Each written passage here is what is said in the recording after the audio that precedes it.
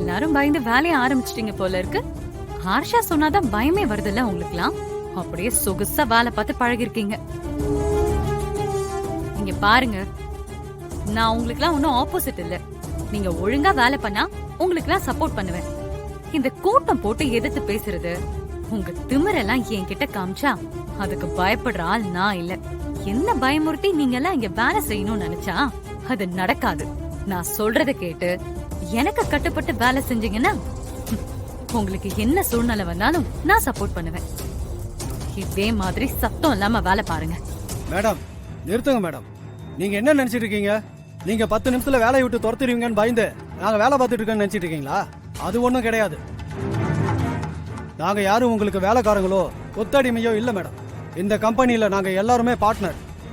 எங்களை எல்லாம் கிளிக்கிறேன் நினைச்சு நீங்க ஒண்ணு எங்களை வேலையை விட்டு தூக்க முடியாது. பார்ட்னர்ஸா? நீங்களா? என்ன உங்களுக்குலாம் இங்க தொடர்ந்து வேலை செய்யணுங்கிற எண்ணமே இல்லையா? உங்க இஷ்டத்துக்கு வளரிட்டு இருக்கீங்க. மேடம் நாங்க ஒன்னும் வளரல மேடம், இருக்கிறதான் சொன்னோம். நாளைக்கு எங்களை யாரும் வேலைக்காரங்க தானே நினைச்சு இப்படி வேலையை விட்டு துரத்திடக்கூடாதுன்னு தான் அண்ணாமலை அம்மா எங்க எல்லார் மேலையும் ஷேர் ஒதுக்கி இருக்காங்க. இங்க வேலைக்கு சேர்ந்து அவங்களோட நம்பிக்கைய முழுசா சம்பாரிச்ச ஒவ்வொருத்தருக்கும் இந்த கடையில ஷேர் இருக்கு. நாங்க இங்க யாரும் வேலைக்காரங்க கிடையாது. எங்க சொந்த கடையில தான் நாங்க வேலை பார்க்கறோம். எங்க முன்னேற்றத்துக்காக நாங்க வேலை பார்த்துட்டு இருக்கோம். என்ன வெண்ணிலா இவங்க இப்படி உளறாங்க? அக்கா உண்மைதான்க்கா.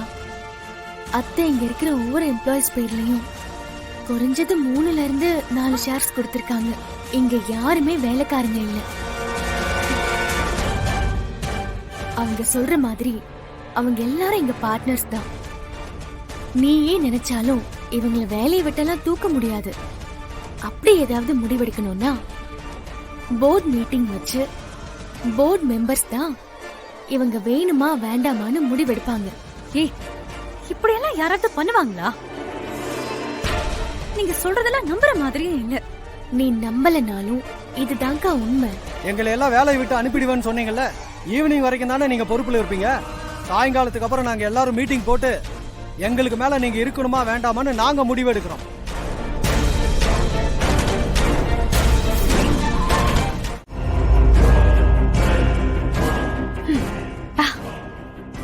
இவ்ளோ பெரிய கடைக்கு இனிமே நாம தான் முதலாளி. இன்னைக்கு ஒரு நாள் எந்த பிரச்சனையும் வராம பாத்துட்டா போதும். அதுக்கப்புறம் இந்த கடையோட மொத்த கண்ட்ரோலும் நம்ம கைக்கு வந்துடும். அந்த வீட்ல இருந்துகிட்டு ஒவ்வொன்னுக்கும் பதில் சொல்லிக்கிட்டு அடிமை மாதிரி இருக்கிறத விட இங்க வந்து முதலாளியா ஜம்முன்னு அதிகாரம் பண்ணிட்டு இருக்கலாம். இன்னும் கொஞ்ச நேரம் தான், பாதி கிணற தாண்டிட்டோம். மீதியும் தாண்டிட்டா இந்த ராஜ்யத்துக்கு ராணி நான் தான். வான்மதி, என்ன வான்மதி ஏதோ யோசிச்சுட்டு இருக்க?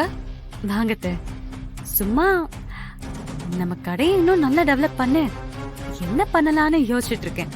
பரவாயில்லையே, ஒரே நாள்ல உனக்குள்ள நல்ல மாற்றம் தெரியுதே.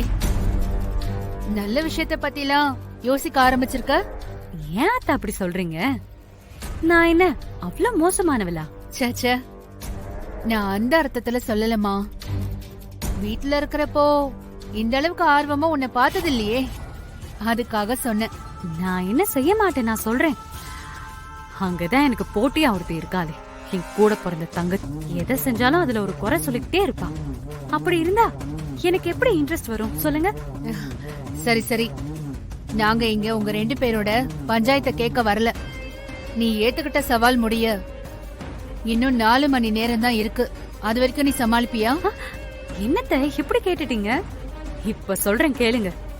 இன்னையில இருந்து, ஏன் இந்த நிமிஷத்துல இருந்து நீங்க ரெஸ்ட் எடுக்க ஆரம்பிச்சிடுங்க. இனிமே இத நான் பாத்துக்கிறேன். அவ்வளவு நம்பிக்கையா? உங்களுக்கு மருமகளா இருந்துட்டு இந்த அளவுக்கு கூட இல்லனா எப்படி?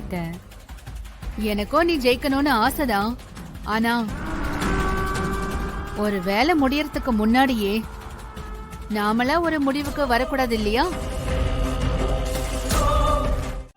இன்னைக்கு ஒரு நாள் அந்த பிசினஸ் கரெக்டா பண்ணிட்டானா நம்ம மருமக தானே இந்த அண்ணாமலை எல்லா பொறுப்பையும் தூக்கி நாளைக்கு அவகிட்ட கொடுத்துட்டா அப்ப இத்தனை வருஷம் கொக்கு மாதிரி காத்திருந்த நமக்கு ஒண்ணுமே கிடைக்காம போயிடும். இந்த வான்மதி ஏற்கனவே நமக்கு ரொம்ப குறைச்சல் கொடுத்துட்டு இருக்கா. இவெல்லாம் டெக்டைல்ஸுக்கு முதலாளி ஆயிட்டா நம்மள இந்த இடத்துலயே இருக்க விட மாட்டா. இவளை ஏதாவது பண்ணி நிறுத்தணும்.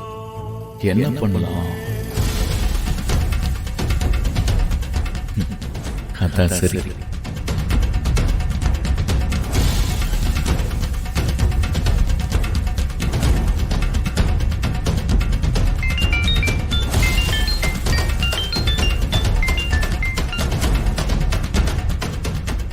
ஹலோ ஹலோ அண்ணாச்சிங்களா? ஆமா சொல்லுங்க. நான் உங்களுக்கு ஒரு தகவல் சொல்ல தான் போன் பண்ணேன். என்ன விஷயம் சொல்லுங்க. இங்க பாருங்க அண்ணாச்சி, உங்களுக்கு இன்னில இருந்து அனுப்புற மெட்டீரியல் எல்லாத்துக்கும் விலையை கொஞ்சம் ஏத்தி இருக்கோம். அதுக்கு தான் இப்ப நாங்க உங்களுக்கு பில் போட்டிருக்கோம். அந்த பில்ல உங்களுக்கு மெயிலும் அனுப்பியிருக்கோம். இதுக்கு முன்னாடி நீங்க கொடுத்துட்டு இருந்த ரேட்டு எங்களுக்கு கட்டுப்படி ஆகல. அது எப்படி திடீர்னு இப்படி விலையேத்துவீங்க? அதெல்லாம் எங்க தலைமை மாறிடுச்சு. முதல்ல அண்ணாமலை பாத்துட்டு இருந்தாங்க, இப்போ அவங்க மருமக வந்து பொறுப்பேற்றிருக்காங்க. அதனால விலையெல்லாம் ஏத்திருக்காங்க. அது எப்படிங்க ஒரே நாள்ல நீங்களே முடிவு பண்ணி விலையேத்துவீங்க? அதை நாங்க கொடுக்கணுமா? விலையேத்துறதுக்கு முன்னாடி எங்களுக்கு தகவல் சொல்ல மாட்டீங்களா? ஏங்க இதெல்லாம் நான் சும்மா விட மாட்டேங்க, நேர்ல வந்து பேசிக்கிறேன். Hello hello